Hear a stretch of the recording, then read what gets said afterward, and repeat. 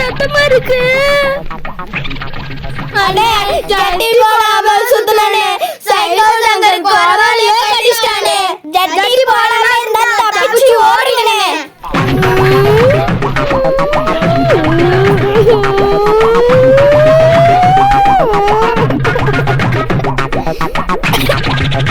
ஐயோ ஐயம்மா.